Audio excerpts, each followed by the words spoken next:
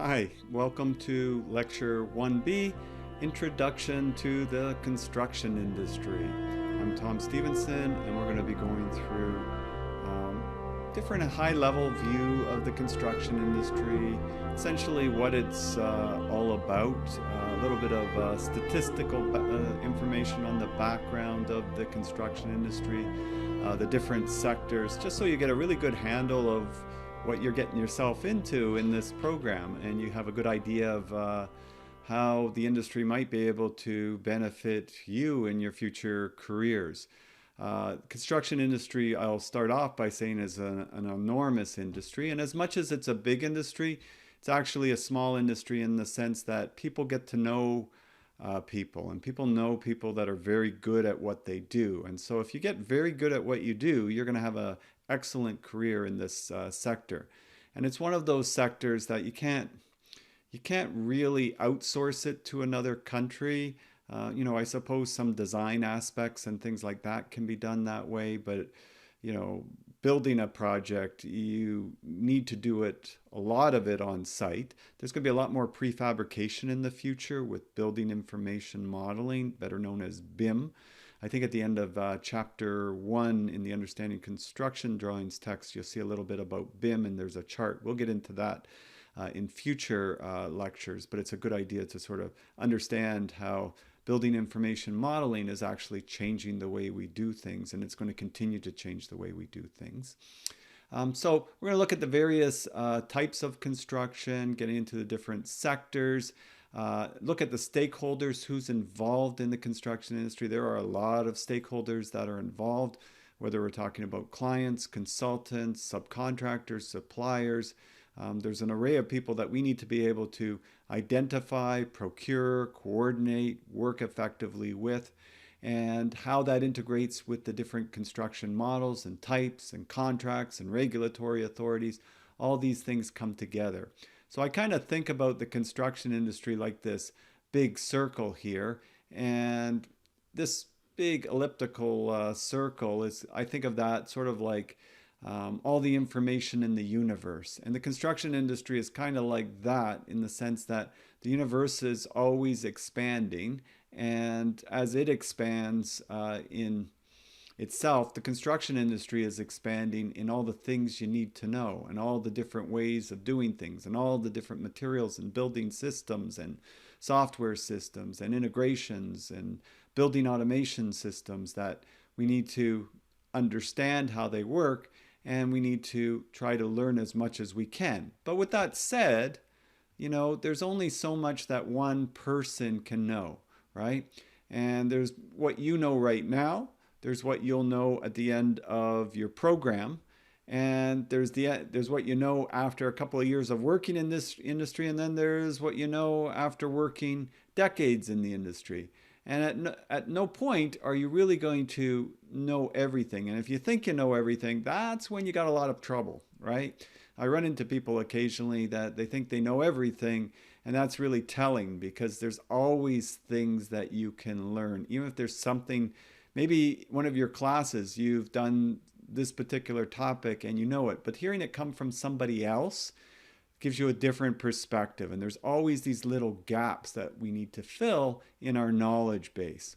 And even no matter what company you work for, I don't care if it's like SNC Lavalin, PCL, Ellis Don, largest construction company on the planet, there's things they don't know, even with all of their sources. So we really have to work at, if we're in one particular sector, let's say this is the sector of civil infrastructure or heavy civil. And in that particular sector, and we've got a project in that particular sector, you know what?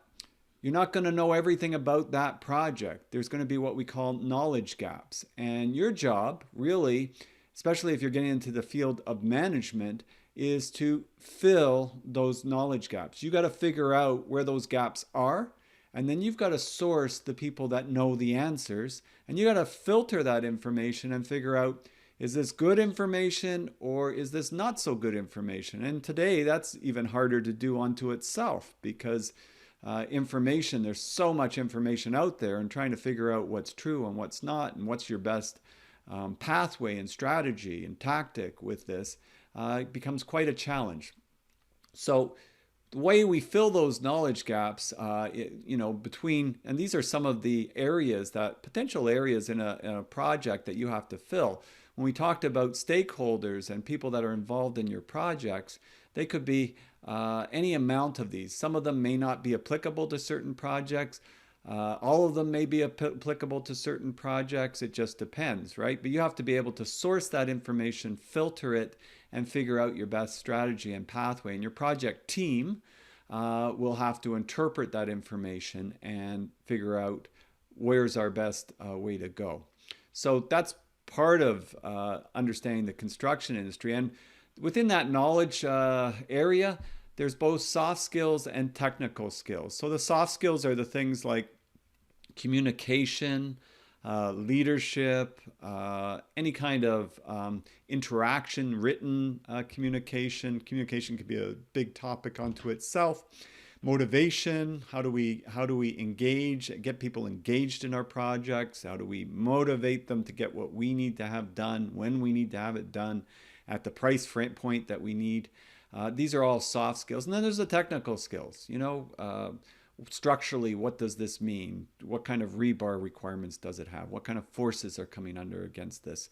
How do we develop a critical path network in a schedule? These are all technical skills, and we've got to combine those in the right way, in the right combination, to effectively get the results that we're after. And if we do that really well, we're going to be really good at what we do, because there's a lot of people that don't do it so well or need to improve a lot.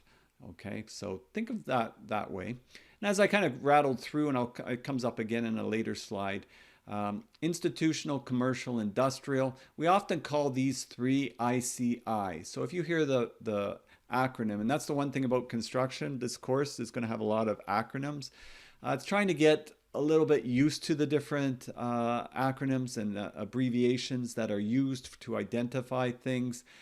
ICI, institutional, commercial, industrial. So like an organization like the Toronto Construction Association, that's made up of thousands of construction members and consultants and all of those particular areas, they really identify with ICI, institutional, commercial, industrial. Heavy civil tends to get into big infrastructure projects. That's getting into roads, bridges, water treatment plants, sewage treatment plants, all of those type of infrastructure type projects, dams, hydro electric plants, nuclear power plants, those all would fall under that. And of course we have, oh, by the way, and under industrial, you probably get things like oil refineries, a manufacturing plant like a Ford Motor Company or something like that. Commercial is your shopping malls. Institutional would be like if we were at school sitting in a classroom. Residential, this could be two full sectors unto itself because they're both so big, low-rise residential and high-rise. High-rise you really only get, or multi-story, you really only get in urban centers. You don't typically get a 20-story or 40-story building in a town. Usually this is more limited to your urban centers, your Vancouver's, Calgary's, Edmonton's, Toronto's, Winnipeg, these kind of Montreal, these kind of urban centers. We're used to it in Toronto because they're everywhere, right? So it's a huge part of the construction industry in Toronto. And every sector has renovations, right? So every sector, now the renovation sector is actually bigger than the new construction sector, because you think of all the things that are built, they constantly have to be maintained, or they have to be redesigned or refitted, or maybe they don't serve their original purpose. So renovations is huge. Renovations in the low-rise construction sector is larger than the new residential low-rise construction sector, as a good example.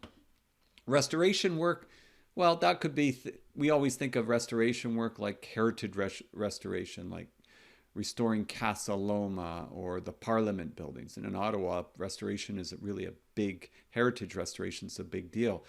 Several $1 billion being spent on the Parliament buildings over the next 10 to 15 years, just restoring them and maintaining them. The restoration sector also includes things like all of these condominium buildings that are being built, all these families that are going to be moving into them. Well, probably in about 15, 20 years, maybe sooner, the curtain walls are going to start to leak. The balcony slabs are going to start to have problems. The underground parking is going to start to deteriorate.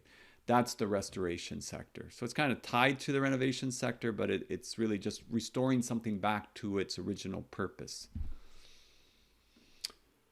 So the construction industry, design and construction, big movement towards building more of energy efficient, environmentally sustainable buildings. I think in the chapter 1, I've got this sort of phrase here: humanity has the ability to make development sustainable, to ensure that it meets the needs of the present without compromising the ability of future generations to meet their own needs. This was kind of the statement that's widely used when we talk about sustainability, because sometimes sustainability is hard to sort of identify with.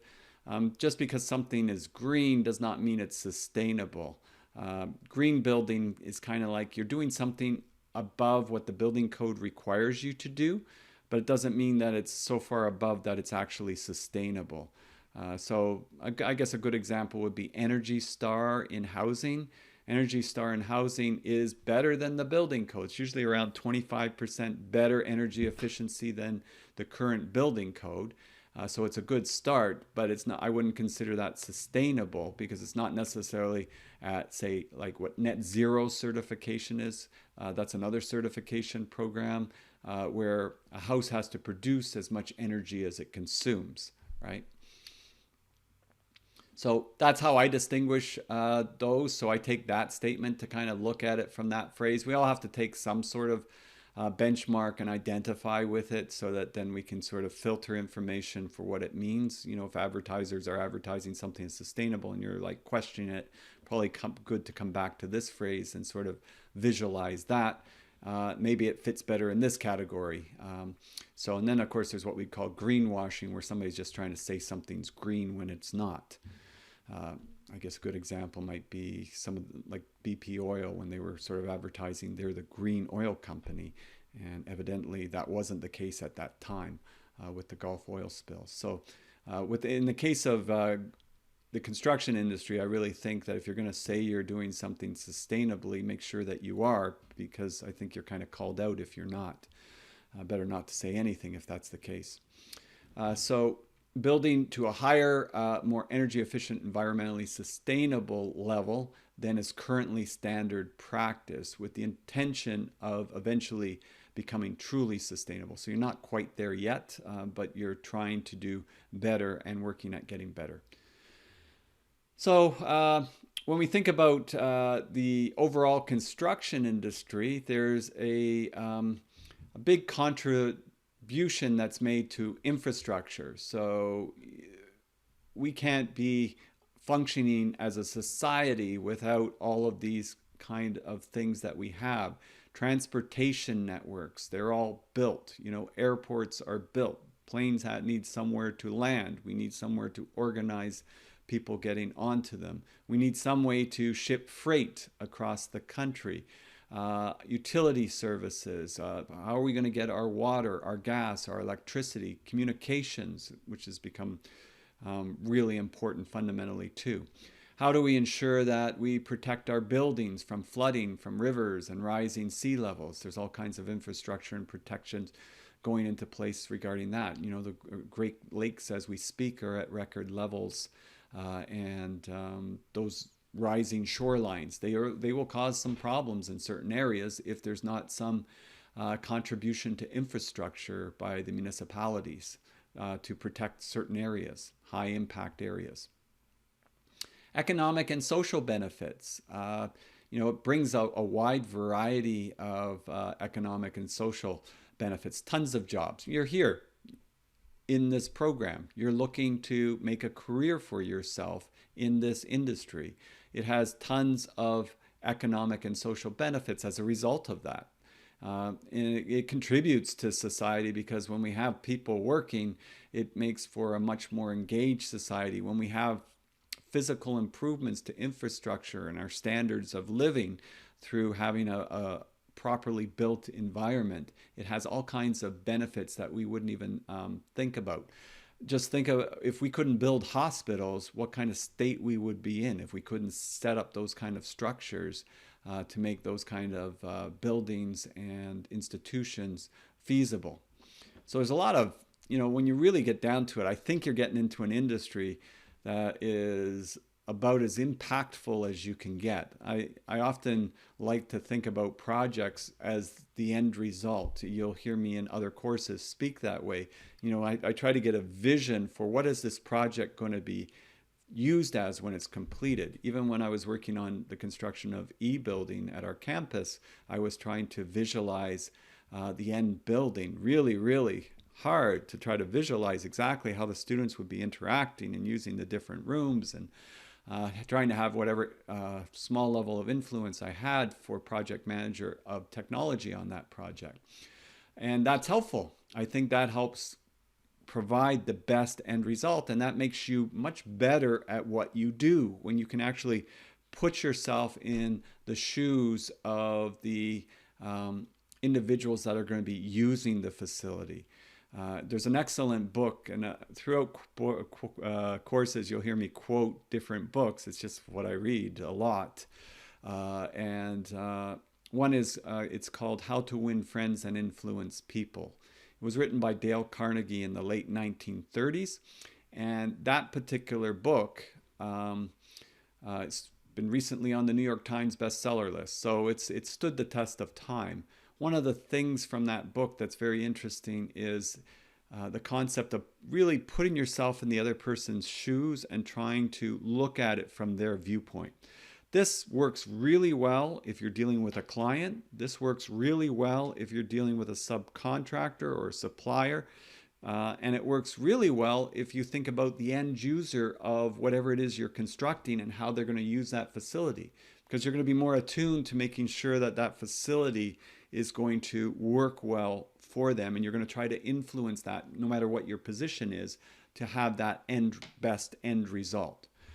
So if I'm building a hospital, I'm not just thinking about its walls and its drywall and its linoleum. I'm thinking about patients and how they're in the rooms and how things are going to move from room to room and how close the proximity is to the other areas. Architects obviously have to think about that in a big way, but when you're constructing things, you also need to think about it that way. So taking it, standing in the other person's shoes and looking at it from their perspective. In the case of subcontractors and clients, you don't always have to agree with their point of view, but it's good to understand where they're coming from, because it makes it easier for you to figure out, well, what's my best approach in trying to sell this concept or negotiate this issue. And it gives you a much better understanding of things, and it helps get away some personal emotions out of the way too. We talked about the soft skills, right? That's part of the soft skills. Selling, negotiating, understanding human nature. It's a lifelong endeavor, trust me. So some of the benefits, as I said, local areas, and thinking about it in those terms. That's what you're doing. You're building a mental model of how this project is going to be used at the end. And really then at that point, you can deconstruct it piece by piece and break it down till you can bring it back to the beginning. And then when you understand where you are at the beginning, you kind of in your head sort of deconstructed it to where you're starting from, and then you can reconstruct it for the best way that you think that you should build it. Lean construction methodology, which we'll talk about later in the course, looks at things from that way, looking at it from the end and then breaking it down to the beginning. Doesn't mean then you can't take it from the beginning and work it back to the end so that you don't have any gaps like we mentioned. So the next few slides, they kind of go through a bunch of stats. I'm not going to spend too much time just reading off the stats because I think you can look at that, and you can even look up even more current stats. Stats change by the year.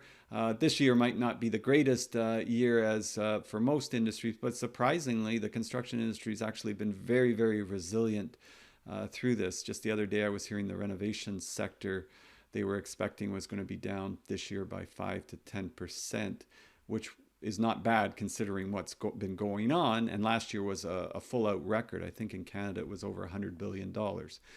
So you can get a sense of it. And you know, the nice thing about these numbers too, when you think about it, the GTA, Greater Toronto Area, it's the economic engine of Canada. It's got the largest population in Canada, so you can bet full throttle that the majority or the largest urban center share of these jobs is coming out of the GTA in Canada. So it's something to be proud of, and it's something that shows that there's a big opportunity for us. So it is one of Canada's biggest sectors. So if construction suffers, the economy suffers. That's something you should know. And the construction industry is a cyclical industry. And we'll talk more about that in the course, but different sectors that we mentioned, some are more cyclical than others. Uh, New construction, homes, that would tend to be more cyclical. Government projects, maybe a little bit less cyclical. Depends if you're in a big recession and your country is near bankruptcy, then probably that would suffer. Like Greece, my wife's Greek, went through has gone through, and say still is going through some tough times because they almost became insolvent, and that means you can't put billions of dollars into infrastructure when the economy goes down. Typically, governments look to construction and invest in construction infrastructure projects during downtimes, like we did in the 2008 financial crisis. So you can sort of see 1/10 of the Canadian economy, a lot of construction firms. It's an easy area to start a business. I wouldn't say it's an easy area to be successful in that business. It's a very competitive environment, but you can start very small. People start out of the back of their pickup truck, right? And they can grow businesses to very, very, very large businesses. I did a lot of consulting work with Mattamy Homes, and we had a partnership at one time at George Brown with Mattamy Homes, great company. I really admire their CEO, Peter Gilgan. Had the pleasure of having dinner a few times with him. And one of the things that you probably hear a few different stories I have in that area, just because I spent a fair bit of time doing work there. But the company started, you can go on their website and see the history. I think he started with one house in Oakville. One house became three houses became six houses became 12 houses. 12 houses, it basically became logarithmic, right? It's not linear, it became logarithmic pretty much the way the growth of that company came out. And so went from one house, I think it was around 1977 or 78, somewhere in that period, to where they build probably upwards of 4,500 to 5,000 houses a year in North America. So it just shows you where you can take something from very small to very large, and it can be scaled over time. Lots of opportunities in the construction area. That's one of the reasons I love it so much. It's just endless opportunities that way. So as I said, I don't want to belay this too much, but you can sort of see the different stats, and you can look up. I think their 2020 census stats should be coming out soon. They usually release them every 5 years or so. Building permits, large amounts. So we can think of construction, I think it's pretty easy to understand. The process of building something, the business of building things, and the way something is built or made. The methods and materials, methodology that we use. That's the other thing. There's a lot of different materials and methodologies that can be used, and advances that are being made that makes all of these things exciting in lots of ways. Maybe if one of you remind me in the lab, I'll bring it up. But I was in Calgary, and I had one of the project managers for Calgary Hospital, and Elliston built that hospital, and they were taking the course, and he was telling me about, it was either this project manager or site super, and he was telling me about the forming system they used, and it used hydraulics. And this forming system, because one of the things you have with concrete is that you have a great weight, and then it can sag. Everything sags, deflects, right? So the forming system had hydraulics so that it would adjust itself to a level position, right, with the weight. And that meant, because of the hydraulics that were built into it, they could make it long span, which meant they could take out the shoring underneath much sooner, much sooner. So they could quickly start working underneath the actual floor slabs with the forming system in place, which meant that they could dramatically uh, reduce the schedule, which cut the budget on that project by, I think it was around $140 million. I've got the article, I'll look it up. $140 million just by changing the methodology of construction and using a new technology. They actually partnered with Piri Forms. They patented the form system together. This is innovation, okay? And this is what the construction industry needs to be doing more. There's a lot of companies and a lot of exciting things being done, but we have a long way to go, as you'll see.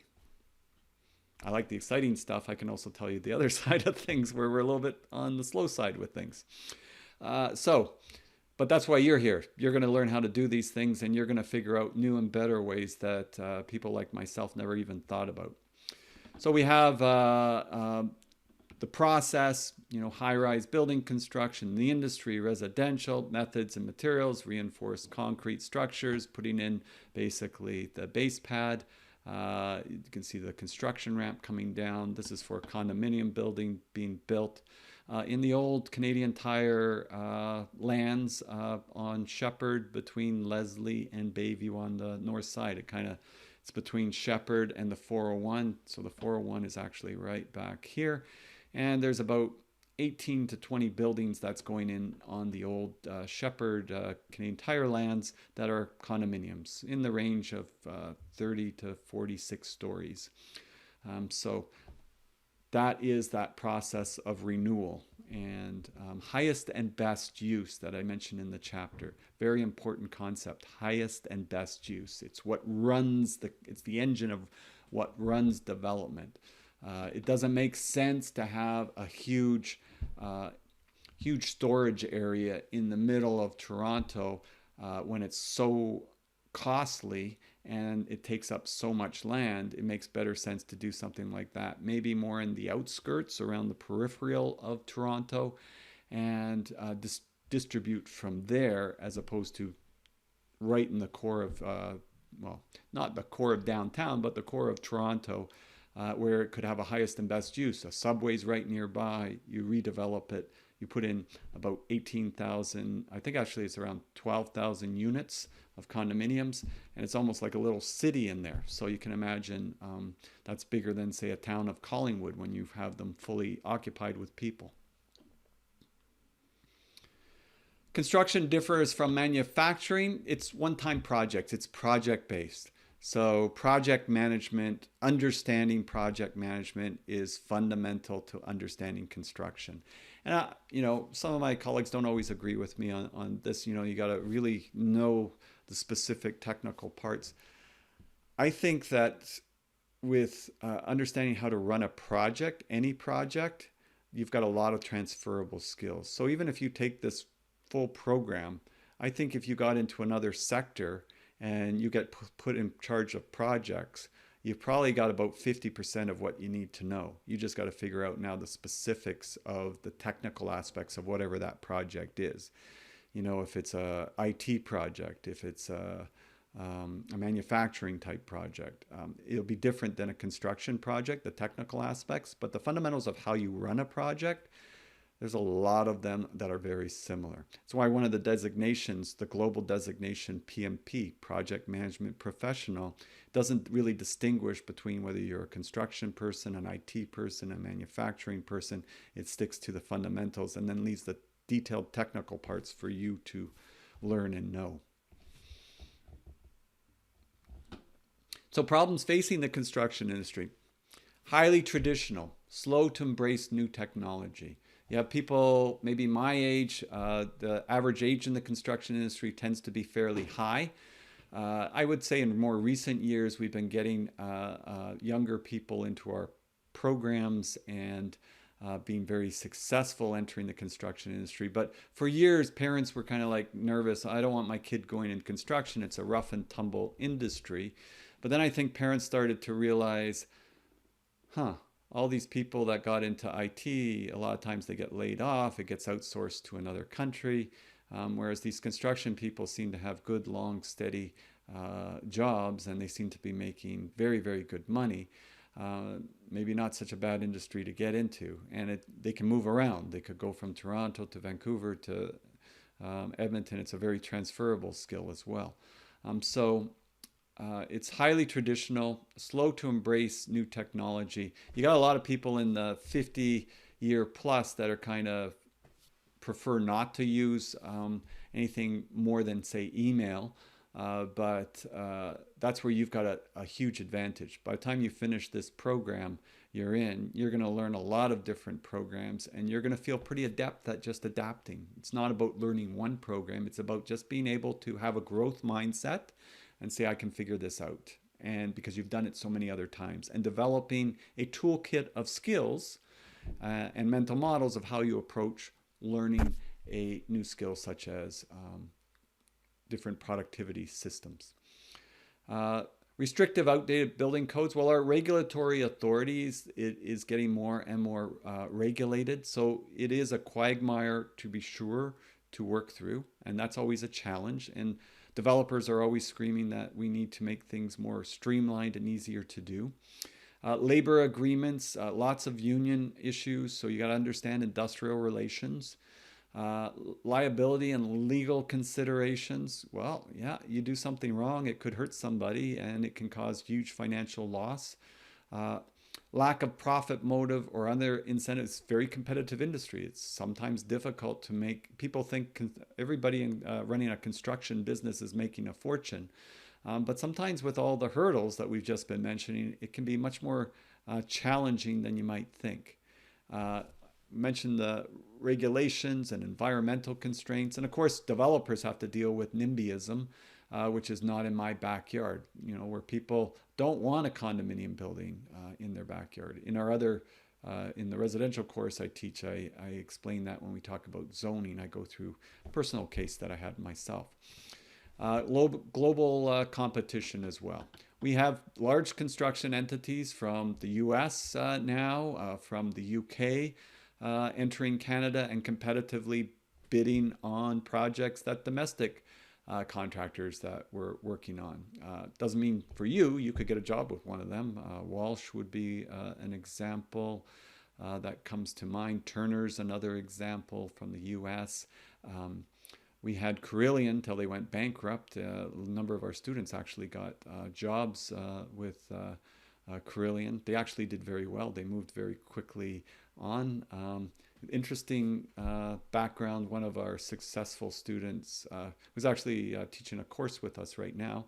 How he's managing his time, I don't know, but he's running a development company and he's hired a number of employees. Just to give you a little back frame of how people think, he saw in the news. He said to me, "I saw in the newspaper Carillion was going bankrupt," and he thought, one of the best students that was in my group works at Carillion. She is a project manager at Carillion, and I'm going to, now that I hear they're going bankrupt, I'm going to phone her and see if she wants to come work with me. Next thing she's his operations manager. So that's how you got to think. You got to think a little bit entrepreneurial. Somebody else's sort of negative could be your positive. You could scoop up somebody that's really excellent at what they do. And can make a big difference. So those are some of the things that occur. I had them both come in to talk to a class last year, and it was nice to see how well that they're growing that business. So we already mentioned these, so again I won't belabor it. You get the idea with where these are. That picture might be a little bit hidden on you, but commercial, so bottom picture. But as I mentioned, these are the types of construction projects. You can just imagine just walking around your neighborhood. This would be the bridge to Prince Edward Island, unless I'm sadly mistaken, having driven over it a couple of times from New Brunswick. And we've got lots of different examples of types of construction. So with that said, we have owners. We have public owners, we have private owners, we have business owners that are project participants, right? You know, a homeowner wants a renovation done. That'd be a private owner. Let's say that we have Microsoft wants office renovation. Well, that would be a private owner as well. If we have the City of Toronto wants something done, that would be a public owner. Any government type project would be a public owner. We have our architect and engineering firms, design firms for our architectural design, for our structural, for our building systems, for our soils. All of those would come under these areas. Prime contractor is considered the contractor that's over the whole project. That's the prime contractor. Sometimes in areas you could have several prime contractors. Like if you're doing an airport project that maybe it's like $2 billion, they might split up the awarding of the contract into sections of work. And so there's no one prime contract. They're kind of trying to reduce their risk, that they don't assign it all to one party in case there's some sort of financial issue or something happens. So sometimes that occurs, but prime contractors, who's over the entire project. And then you've got, also generally known as the GC, you've got the subs, and those on a typical project, you could have 5 subcontractors, you could have 50 subcontractors. Depends on the complexity of the project. And some of those subcontractors could have their own subcontractors. Suppliers, vendors for materials, rental equipment, new purchases, all of those things. And then you've got all the regulators, right? Building departments, banks who may be certifying payments to ensure that work is being done and that you're not billing for things that weren't done, insurance companies, and then the array of inspectors and inspection systems that come into play. So in most cases, when we talk about the key functions, you know, you just got to look at what is their purpose, and you can think about the property owners. They have some sort of end game, right? What's the end game that they're after? It might be University of Toronto. The end game is to have a new engineering building that they want to have because their old building is at full capacity, or their old building is deteriorating and they want to have a new building and decommission the old building. It could be for a variety of reasons, but what's the end game? What are they after? And then the design team really has to understand that to ensure that they understand the end game and that they prepare drawings, specifications, bid documents that reflect what the client is after. And the GC has to take that responsibility if they are awarded the project and figure out, well, what's the best way to build this, the most efficient way to build this, and meet the time, cost, quality, scope requirements, and safety requirements to get this structure built. So there's those kind of views. And of course, the trades and specialty subcontractors, they do most of the work. So in the area of construction, you know, the old traditional way would have been a GC self-performs a lot of the work themselves. Kind of in Toronto, the GTA, the GC doesn't perform as much work themselves. They subcontract that out.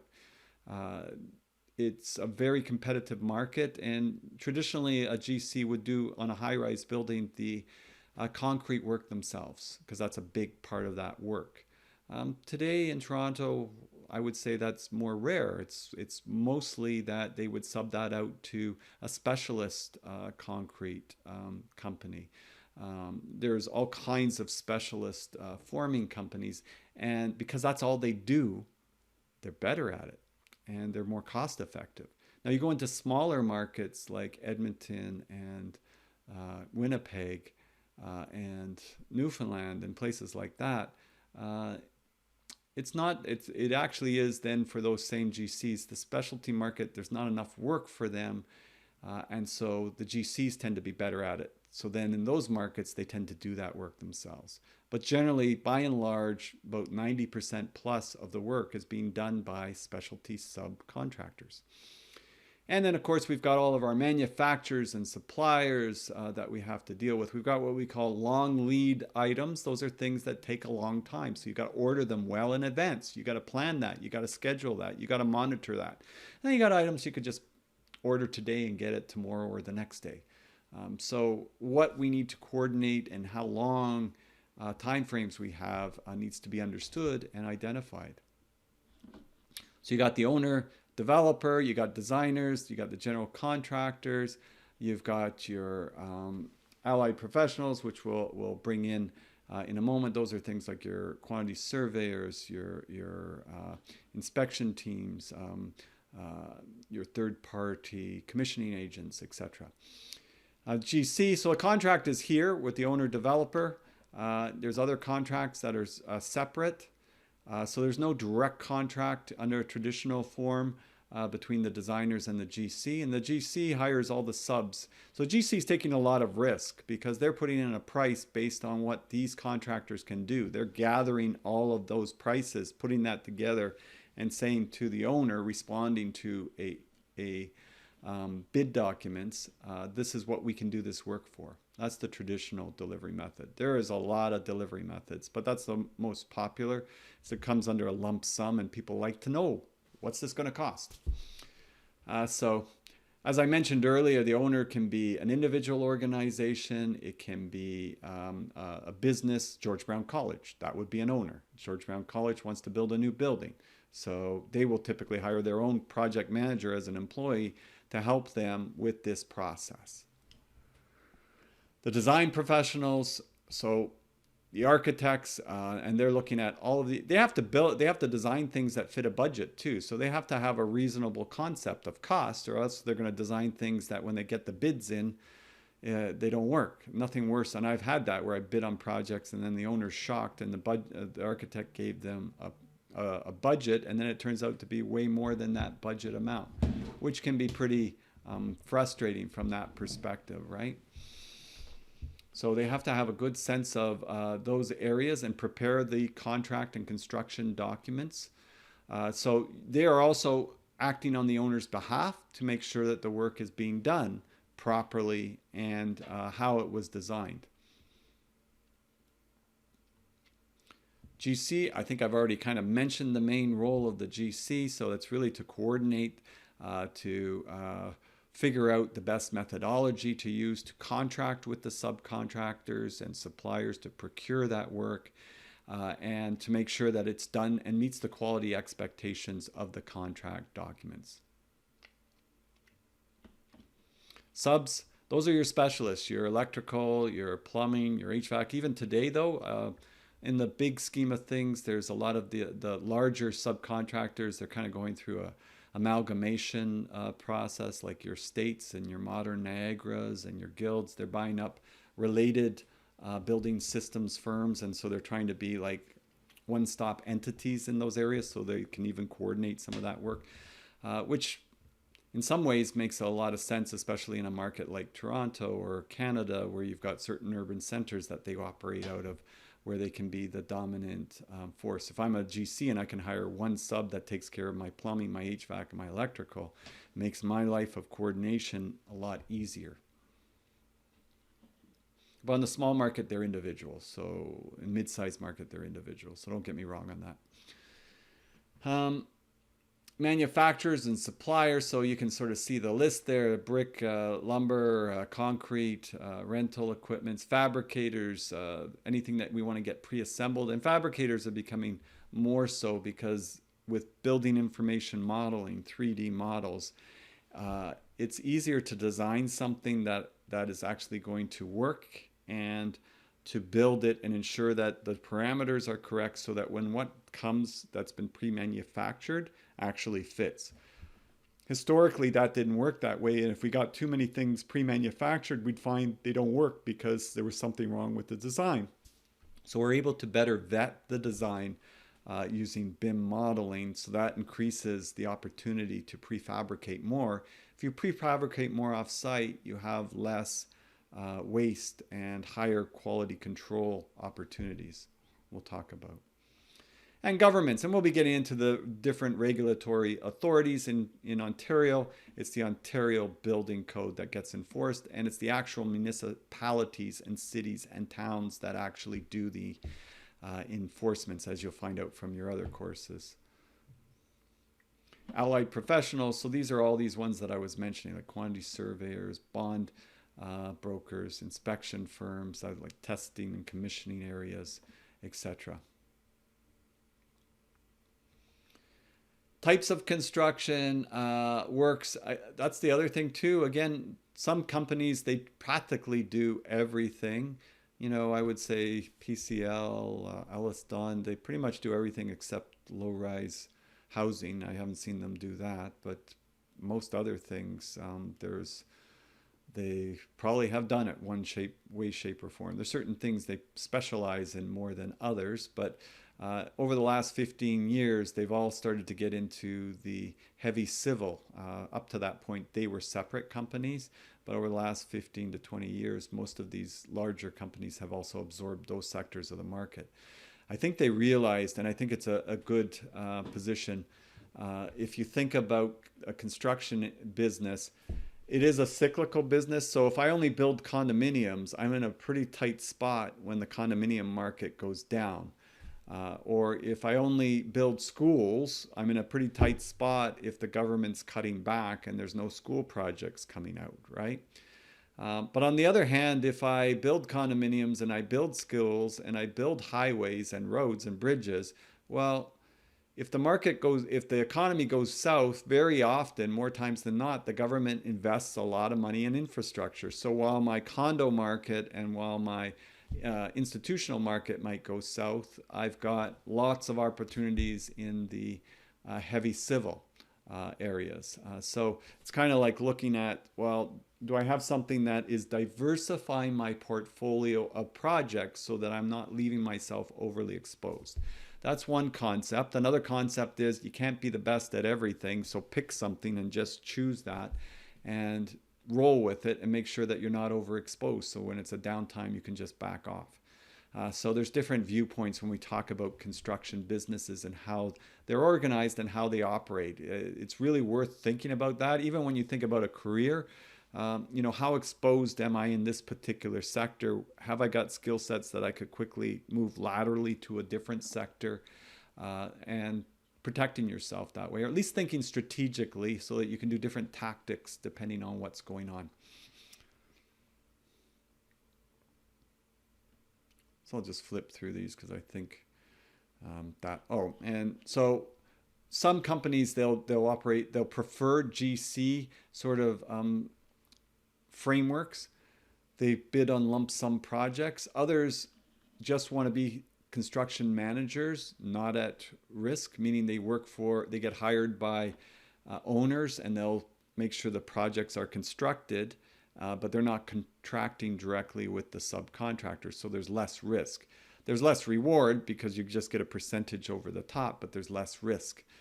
A lot of the big GCs, and I say GCs sort of liberally, but construction companies would be a better word under these terms, will do all of these. Right? Or at least 3 of the 4. Trade contractors, they specialize in one area.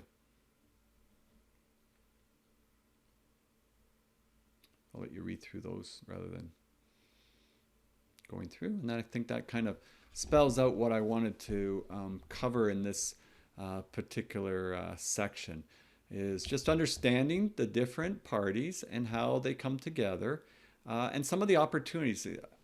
Again, I'm really excited about the construction industry. I think that there's so many opportunities and there's no one way of doing things. There's a lot of ways of doing things wrong, but there's also a lot of ways of doing things right.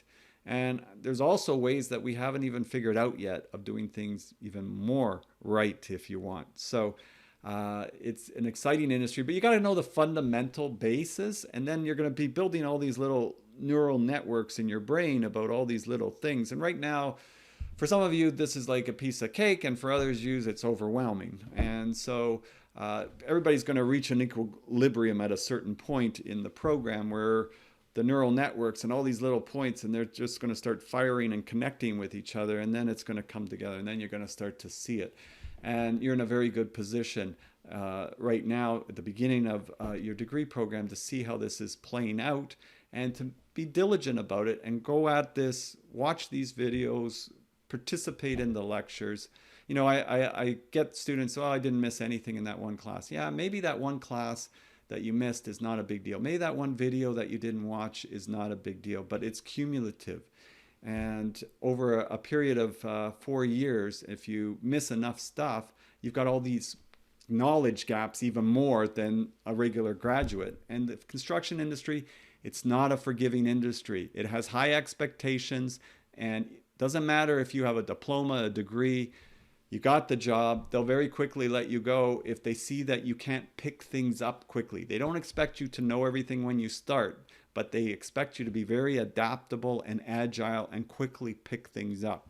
And these are skills that you will learn through the different courses here. And over time, you'll have that developed. That'll be in your toolkit, and you can very easily adapt. And that's where I've seen the most successful students over my career really excel and adapt. Like that student I was mentioning, Miles Cope, really successful. But I remember him when he was in the class. You know, he was kept asking questions, kept wanting more information, would pick every professor's brain to get whatever it is that he was thinking about in those time periods.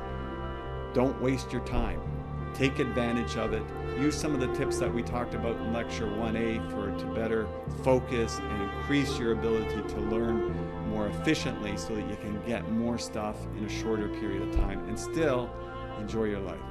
Okay, so that's Tom Stevenson signing off for today, and we will see you soon. Bye for now.